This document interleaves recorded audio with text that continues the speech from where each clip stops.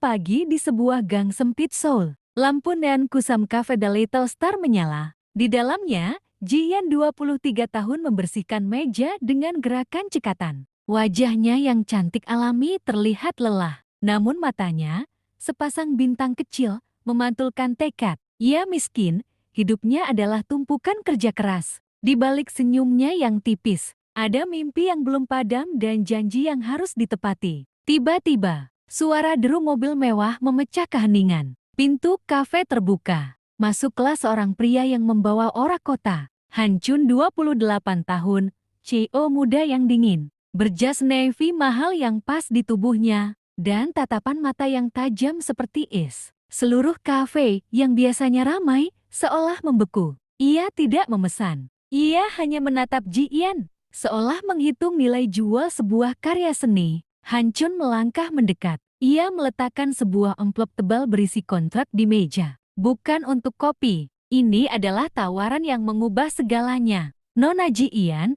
suaranya sedingin baja. Aku butuh istri kontrak selama 1 tahun. Ini adalah harga yang akan kubayar untuk masalahku. Dan untuk semua kesulitan hidupmu. Mata Ji-Yan membulat. Antara kemarahan karena dihina dan kebutuhan yang mendesak. Ia terperangkap dalam dilema yang kejam. Kontrak ini adalah neraka yang berhiaskan berlian. Ia memejamkan mata sejenak, mengingat wajah nenaknya yang sakit dan utang yang menumpuk. Harga dirinya berteriak tidak, tapi keadaannya berbisik ya. Ketika Ji-Yan membuka matanya, cahaya harapan di dalamnya kini bercampur dengan keputusasaan. Ia tahu, menerima tawaran ini berarti menjual kebebasannya. Namun menolaknya berarti kehilangan segalanya. Untuk pertama kalinya, Han Chun melihat sedikit percikan api perlawanan di mata gadis itu. Dengan napas yang tercekat, Ji-Yan meraih pena yang disodorkan. Suara lirihnya memecah ketegangan. 1 tahun,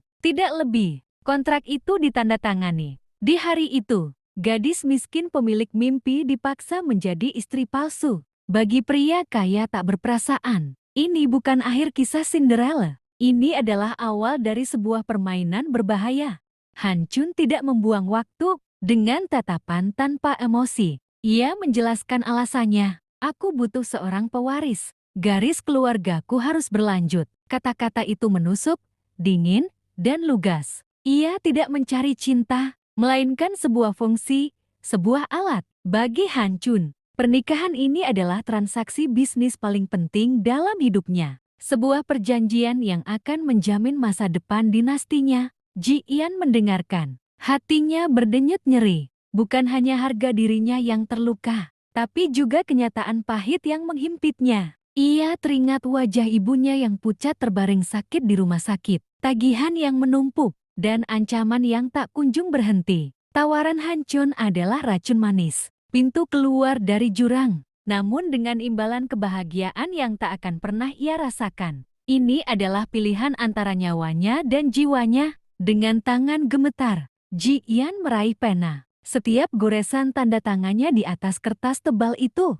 adalah sebuah janji yang berat. Janji untuk menyerahkan tubuhnya, waktunya, dan mungkin hatinya. Demi keberlangsungan hidup ibunya. Kontrak itu bukan sekadar lembaran hukum. Ia adalah simbol pengorbanan terbesar. Han Chun mengawasi. Ekspresinya tak terbaca. Seolah menyaksikan penutupan sebuah kesepakatan jual-beli. Kontrak itu disegel. Dengan itu, takdir Ji-Yan dan Han Chun terjalin. Tidak ada ciuman, tidak ada janji manis, hanya tatapan kosong. Dan kesepakatan yang mengikat dua jiwa dari dunia yang berbeda. Kini, Ji-Yan bukan lagi gadis kafe biasa. Ia adalah istri kontrak. Pion dalam permainan kekuasaan dan warisan. Masa depan mereka terlukis dalam pasal-pasal kontrak, gelap dan tak menentu. Pintu mansion Han Chun tertutup di belakang Ji-Yan, mengunci dirinya dalam sangkar emas. Kemewahan ada di mana-mana. Kilau marmer, sofa beludru, jendela besar menghadap kota Seoul yang gemerlap. Namun, setiap sudut terasa hampa, dingin. Ji-Yan berjalan di koridor panjang, menyentuh perabotan mahal. Tetapi yang ia rasakan hanyalah kesepian yang menusuk. Ia adalah istri, namun hidup seperti tahanan dalam penjara termegah. Han Chun tetap seperti es yang tak mencair. Ia adalah pria berwajah datar. Kata-katanya singkat, dan tatapannya seperti melewati Jian tanpa pernah benar-benar melihatnya. Mereka berbagi atap, tetapi dunia mereka terpisah sejauh langit dan bumi. Makan malam dalam keheningan yang panjang, percakapan sebatas urusan rumah tangga, dan kehadiran yang terasa asing. Jian mencoba mencari celah, namun hanya menemukan tembok tinggi yang dibangun oleh sang CEO. Namun, hati Jian tak bisa berdiam diri. Dengan kelembutan dan kesederhanaannya, ia mulai mengisi kehampaan rumah itu. Aroma masakan rumahan yang hangat mulai tercium dari dapur. Bunga segar menghiasi meja. Ia tidak meminta perhatian, hanya melakukan tugasnya dengan ketulusan. Perlahan, sentuhan tangannya mengubah dinginnya marmer menjadi kehangatan sebuah rumah, tanpa disadari oleh Han Chun sekalipun. Malam demi malam, Han Chun pulang ke rumah yang tak lagi sunyi. Ia mungkin tidak mengatakannya, tapi ia mulai merasakan perbedaan. Kehangatan secangkir teh di mejanya, kerapian yang tak pernah ia minta, dan aroma masakan yang menggugah selera. Jian, gadis kafe yang sederhana itu, tanpa sadar telah menanam benih-benih perubahan dalam dinding hatinya yang beku. Ini bukan cinta, tapi Han Chun mulai melihat Jian bukan sekadar istri kontrak, melainkan sesuatu yang lain.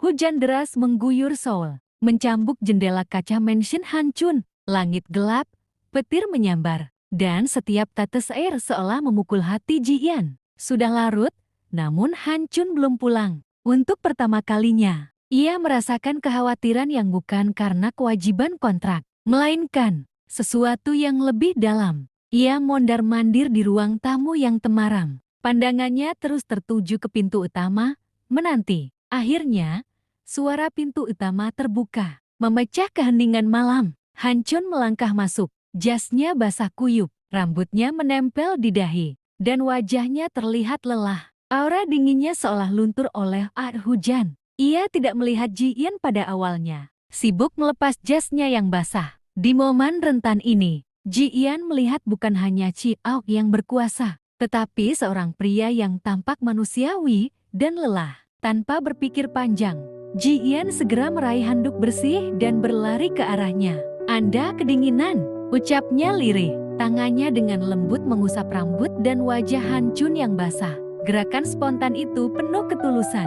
Sebuah tindakan tanpa pamrih yang mengejutkan Han Chun. Untuk pertama kalinya, ia merasakan kehangatan yang tak terduga.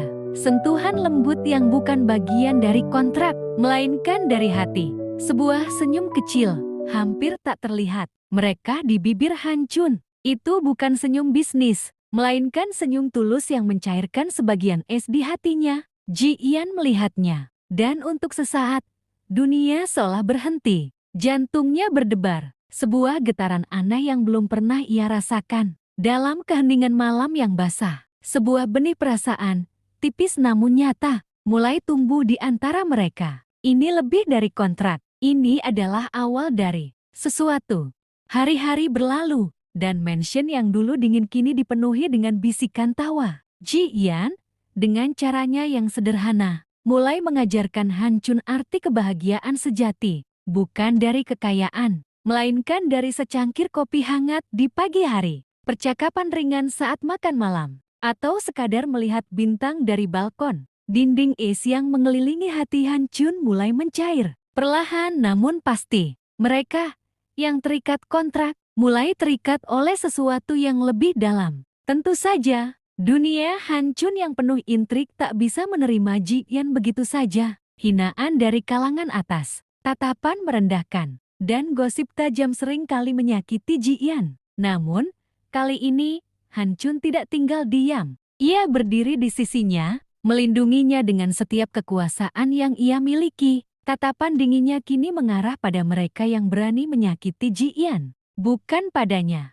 Di momen itulah, Jian tahu ia tidak lagi sendirian. Tawa mereka mulai mengisi ruang, sebuah melodi yang dulu tak pernah ada.